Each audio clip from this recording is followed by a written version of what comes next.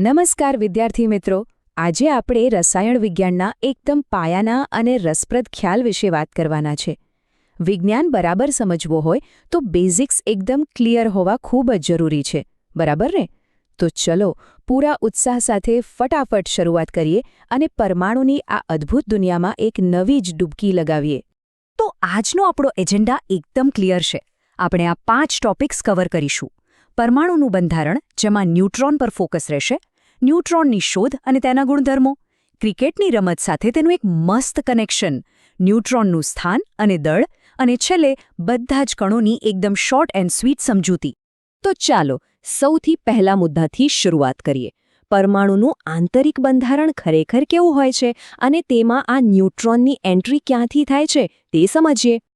હવે જરા વિચારો, જ્યારે વૈજ્ઞાનિકો પરમાણુ વિશે રિસર્ચ કરી રહ્યા હતા ત્યારે તેમને ઇલેક્ટ્રોન અને પ્રોટોન તો મળી ગયા હતા, પણ મોટો સવાલ એ હતો કે શું આટલું જ પૂરતું છે? ઇલેક્ટ્રોન અને પ્રોટોન પછી બીજું શું હોઈ શકે?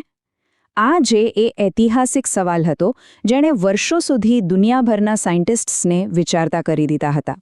તો હવે જોઈએ કે આ મોટું રહસ્ય આખરે ઉકેલાયું કેવી રીતે. ન્યુટ્રોનની શોધ અને તેના ગુણધર્મો વિશે વાત કરીએ. જુઓ, વર્ષ 1932માં જે ચેડવિક નામના એક મહાન વૈજ્ઞાનિકે આ રહસ્ય પરથી આખરે પડદો ઉઠાવ્યો. એમણે એક નવો જ અવપરમાણવીય કણ શોધી કાઢ્યો. અને મજાની વાત શું છે ખબર છે? આ કણનું દળ લગભગ પ્રોટોન જેટલું જ નોંધપાત્ર હતું, પણ એના પર વીજભાર બિલકુલ શૂન્ય, 0, એટલે કે તે એકદમ ન્યુટ્રલ હતો.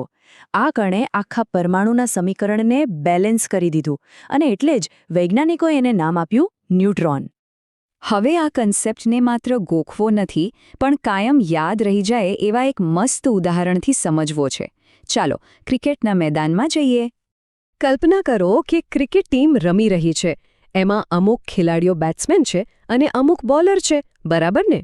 આ બેટ્સમેન અને બોલર એટલે આપણા પ્રોટોન્સ અને ઇલેક્ટ્રોન્સ, કારણ કે એમની પાસે ચોક્કસ રોલ છે, એક વીજભાર છે. પણ ટીમમાં એક પ્લેયર એવો છે જેને બેટિંગ કે બોલિંગ કંઈ જ નથી કરવાનું. એ માત્ર ટીમનું બેલેન્સ જાળવે છે. બસ ન્યુટ્રોન પણ બરાબર આવો જ એક તટસ્થ પ્લેયર છે. એ પરમાણુમાં કોઈ પણ જાતનો ઇલેક્ટ્રિકલ ચાર્જ એડ કર્યા વગર માત્ર એનું વજન અને સંતુલન જાળવી રાખવાનું અગત્યનું કામ કરે છે. છે ને એકદમ સિમ્પલ? ચાલો હવે એ જોઈએ કે આ ન્યુટ્રોન ભાઈ સાહેબ રહે છે ક્યાં અને પરમાણુના ગણિતમાં એમનો કેટલો ફાળો છે. અહીં આપણે અમુક અગત્યના મુદ્દાઓ ખાસ યાદ રાખીશું. સૌથી પહેલું, ન્યુટ્રોન હંમેશા પરમાણુના એકદમ સેન્ટરમાં, એટલે કે ન્યુક્લિયસમાં જોવા મળે છે. પણ હા, એક બહુ જ મોટો અપવાદ છે હાઇડ્રોજન. હાઇડ્રોજન એકમાત્ર એવું તત્વ છે જેના પરમાણુમાં ન્યુટ્રોન હોતા જ નથી. આ એક્ઝામ માટે બહુ ઇમ્પોર્ટન્ટ પોઈન્ટ છે. બીજી વાત, ન્યુટ્રોનને આપણે સ્મોલ અંગ્રેજી મૂળાક્ષર N થી દર્શાવીએ છીએ. અને જો તમારે કોઈ પરમાણુનું કુલ દળ એટલે કે વજન જાણવું હોય તો બસ કેન્દ્રમાં રહેલા પ્રોટોન અને ન્યુટ્રોનના દળનો સીધો સરવાળો જ કરવાનો છે. થઈ ગયું કામ? તો આપણે અત્યાર સુધી ઘણી બધી માહિતી એકઠી તો કરી લીધી, પણ હવે તેને યાદ રાખવા માટે બધા જ ટુકડાઓ જોડીને એક ફાઇનલ રિવિઝન કરી લઈએ. પરીક્ષા વખતે આ સારાંશ દર્શાવતું કોષ્ટક તમારા માટે ખરેખર સોના સમાન સાબિત થવાનું છે. આ એક માસ્ટર કી છે. જુઓ, પ્રોટોન પાસે ધન વીજભાર છે અને તે કેન્દ્રમાં છે. ઇલેક્ટ્રોન ઋણ વીજભાર ધરાવે છે અને તે કેન્દ્રની બહાર પોતાની કક્ષામાં ફરે છે. અને આપણો નવો હીરો ન્યુટ્રોન, એની પાસે કોઈ જ વીજભાર નથી, એટલે કે સ્થિતિ શૂન્ય છે, અને તે પણ કેન્દ્રમાં પ્રોટોન સાથે જ બેઠો છે. બસ આટલું મગજમાં બરાબર ઉતારી લેશો એટલે તમારા પરમાણુના બેઝિક કન્સેપ્ટ એકદમ ક્લિયર.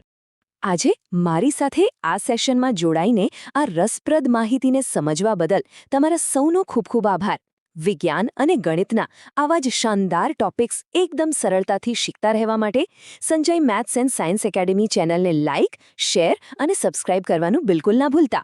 તો ચાલો જોડાયેલા રહો, નવું શીખતા રહો, અને આપણે મળીશું આવી જ એક નવી સમજૂતી સાથે. આવજો.